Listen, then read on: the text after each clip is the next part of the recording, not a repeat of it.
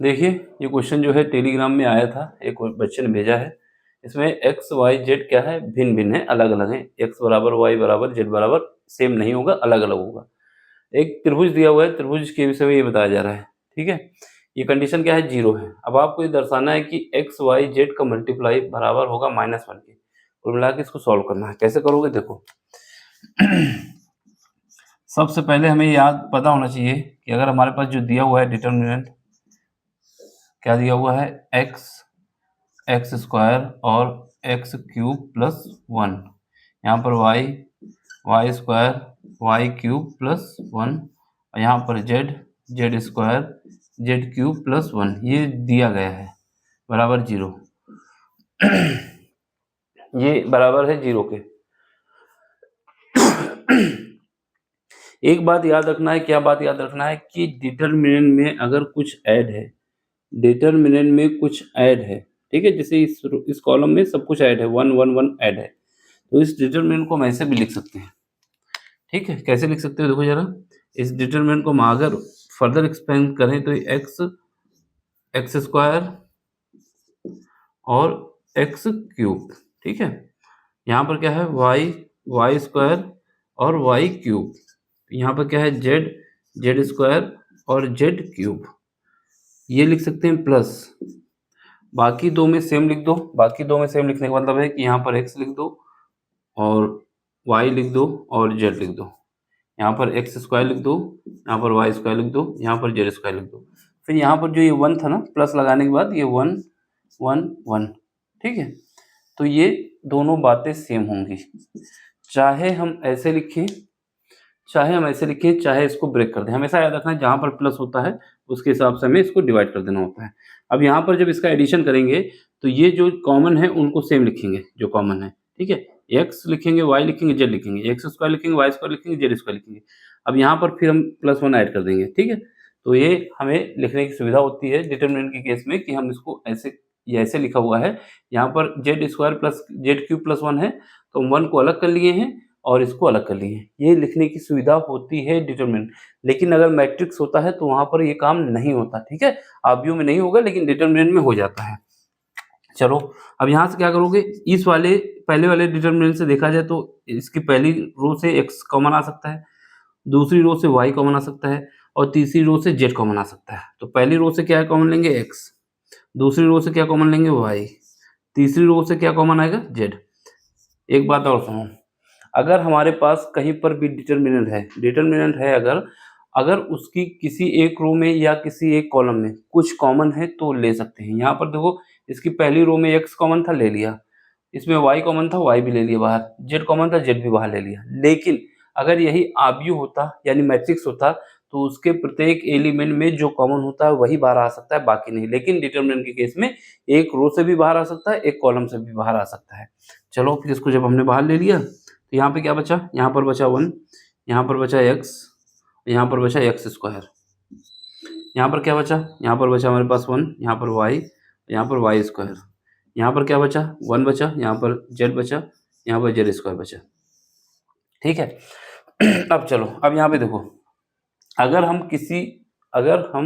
किसी डिटर्मिनेंट में उसकी एक रो और एक कॉलम को इंटरचेंज करते हैं तो माइनस साइन आगे आ जाता है। मैं क्या बोल रहा हूँ, अगर हम किसी डिटर्मिनेंट में एक रो और एक कॉलम को इंटरचेंज करते हैं तो माइनस साइन आ जाता है। अब हम क्या करेंगे, क्योंकि हमें क्या करना है, 1 को, जैसे यहाँ पर 1 आगे है ना, इसको हमें आगे पहुँचाना है, तो सबसे पहले इसका इंटरचेंज करेंगे। ये कौन सा कॉलम है, ये कॉलम है तीसरा, ये कौन सा है, ये है दूसरा, ठीक है। तो इसका इंटरचेंज करेंगे। तो पहला काम क्या करना है, यहाँ पर लिख देंगे माइनस क्यों लिख रहा हूँ, मैं साइड में लिखे दे रहा हूँ। इस वाले डिटर्मिनेंट में हम लोग यूज कर रहे हैं C3 का इंटरचेंज हो रहा है किसमें, C2 में। इसको ऐसे लिखते हैं, C2 का इंटरचेंज हो रहा है, C2 का इंटरचेंज हो रहा है C3 से C2 का इंटरचेंज हो रहा है, इसे C2 पे ऑपरेशन हो रहा है और यहाँ पे लिख देंगे C2 इंटरचेंज हो रहा है। ये निशान जो होता है ये आपस में एक्सचेंज करने का होता है।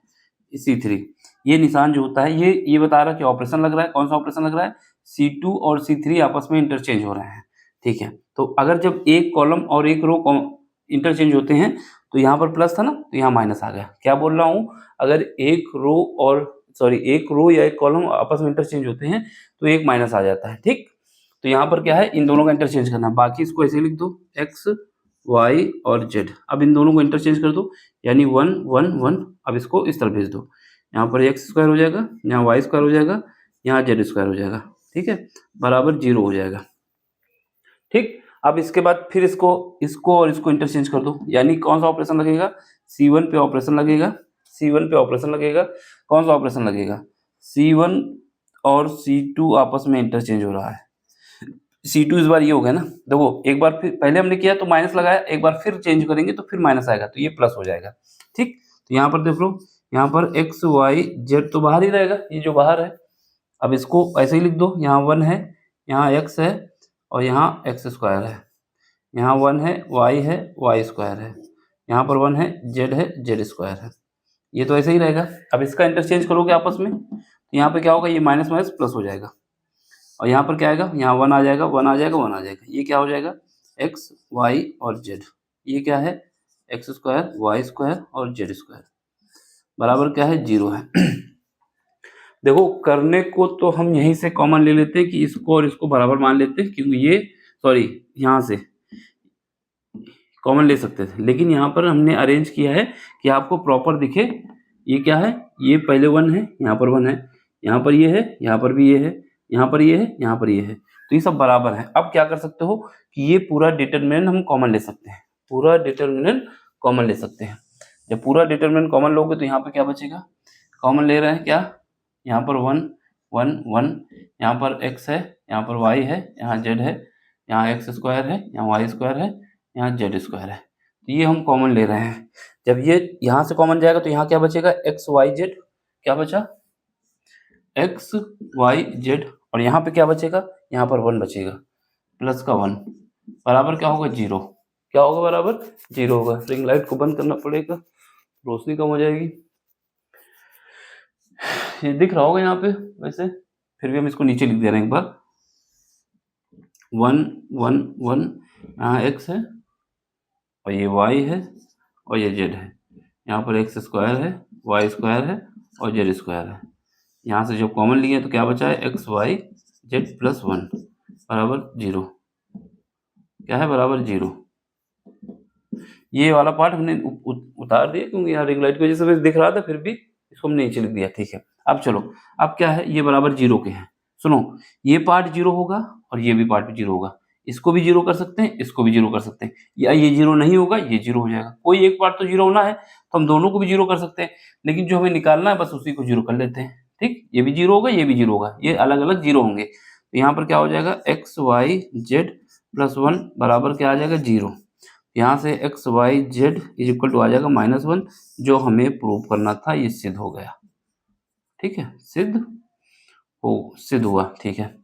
अब अगर इसको भी 0 करना चाहते हो तो इसको भी कर दो, कोई दिक्कत नहीं है। 1 1 1 x y z x square y square z square, तो ये भी 0 कर दो, तो एक बार ये 0 हो जाएगा, ये वाला पार्ट, तो इससे ये निकल आएगा, यही हमें निकालना था। देख लो, समझ लो, स्क्रीनशॉट ले लो। बाकी कहीं पर भी डाउट होता है 1% का तो आप पूछ सकते हैं टेलीग्राम में आके अपना क्वेश्चन भेज के, ठीक है। इसको देख लो, बाकी मिलते हैं शाम को। अब ये लास्ट क्वेश्चन था आज का, अब इसके बाद शाम को ही कराएंगे, अभी जाना है काम से, ठीक। तो देख लो, bye, take care, thank you for watching. समझ में आ रहा हो तो लाइक शेयर सब्सक्राइब। बाकी किसी भी क्वेश्चन में आपको डाउट होता है, टेलीग्राम में आइए, फिजिक्स केमिस्ट्री मैथ, ठीक, वहाँ पर अपना क्वेश्चन भेजिए। बस बोर्ड मेंशन करोगे तब भी, नहीं करोगे तब भी। अब यहाँ पर यूपी बोर्ड का है क्वेश्चन ये, ठीक है। Bye, take care, thank you for watching.